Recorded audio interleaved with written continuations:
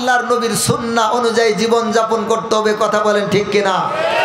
এই কথার উপর আল্লাহর নবী 1450 বছর আগে সিল মোহর লাগিয়ে গেছেন, মান আহাব্বা সুন্নতি ফাকাদ আহাব্বানি ওয়া মান আহাব্বানি কানা মাই ফিল জান্নাহ।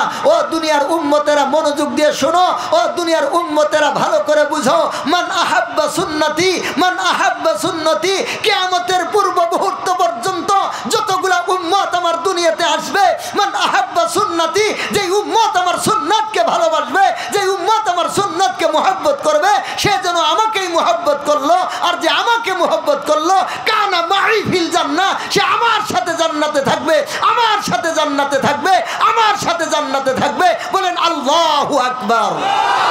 তো আল্লাহর নবী যদি বলেন সেই উম্মত আমার সাথে জান্নাতে থাকবে, এই উম্মতের কোনো চিন্তা আছে? এই উম্মতের কোনো ভয় আছে? এই উম্মতের কোনো ডর আছে? ও মুসলমান, শুধু তাই নয়, মনোযোগ দিয়ে শুনেন। আল্লাহর নবী একদিন সাহাবায়ে কেরামের সামনে বলতেছেন, আমি কখন আমার ভাইদের সাথে দেখা করব? আমি কখন আমার ভাইদের সাথে মিলিত হব? আমি কখন, কোন সময় আমার ভাইদের সাথে সাক্ষাৎ করব? তো সাহাবায়ে কেরামরা বলতেছেন, ওগো আল্লাহর নবী, আলাসনা ইখওয়ানাকা, আমরা কি আপনার ভাই নই? ভালো করে বুঝেন, ভালো করে বুঝেন। আল্লাহর নবী সাহাবায়ে কেরামের সামনে বলতেছেন, আমি কখন আমার ভাইদের সাথে সাক্ষাৎ করব? সাহাবায়ে কেরাম বলতেছেন, ওগো আল্লাহর নবী, আমরা কি আপনার ভাই নই? আল্লাহর নবী সাল্লাল্লাহু আলাইহি ওয়াসাল্লাম যে জবাব দিলেন, ভালো করে বুঝেন। আল্লাহর নবী বললেন, ও আমার সাহাবীরা শোনো, আনতুম আসহাবি, তোমরা সবাই হচ্ছ আমি নবীর সাহাবী। তোমরা সবাই কে? তোমরা সবাই কি? আর একটু জোরে বলেন, তোমরা সবাই আমার সাহাবী। আর ওয়া ইখওয়ানুনা আল্লাযীনা লাম ইয়াতু বাদু, আর ওরা হচ্ছে আমার ভাই যারা এখনো দুনিয়াতে আসে নাই। ওরা হচ্ছে আমাদের ভাই যারা এখনো দুনিয়াতে আসে নাই।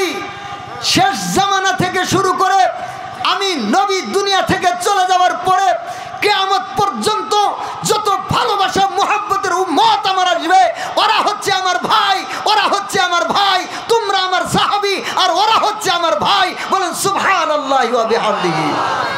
তো আল্লাহর নবী আমাদেরকে কি বলে গেলেন? আল্লাহর নবী বলে গেলেন, তারা হচ্ছে আমি নবী এবং তোমাদের ভাই, তারা হচ্ছে আমারও ভাই, তোমাদেরও ভাই। আল্লাহর নবী নিশ্চিত করে এই কথাটা জানিয়ে গেলেন। তবে এখানে একটা বিষয় আছে, তাই বলে আল্লাহর নবীকে ভাই বলে ডাকা যাবে না। আল্লাহর নবীকে ভাই বলে, কথা কয় না কেন, কথা কয় না কেন? আল্লাহর নবীকে ভাই বলে ডাকা যাবে না। আল্লাহর নবী আমাদের ভাই, ভাই এই কথা বলা যাবে না। আল্লাহর নবী আমাদেরকে বলতে পারেন, কিন্তু আমরা আল্লাহর নবীকে বলতে পারি না। নবী হচ্ছেন আমাদের রুহানি পিতা। নবী আমাদের কি পিতা? হযরত আদমেরও পিতা।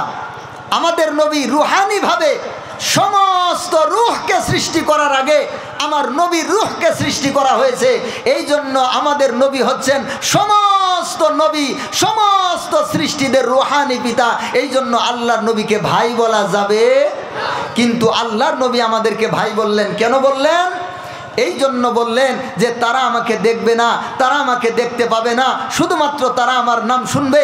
1400 বছর পরে আসবে, 1450 বছর পরে আসবে, 1500 বছর পরে আসবে, 5000 বছর পরে আসবে। যখনই তারা আসুক না কেন, আমি নবীর সুন্নাহকে অনুসরণ করবে।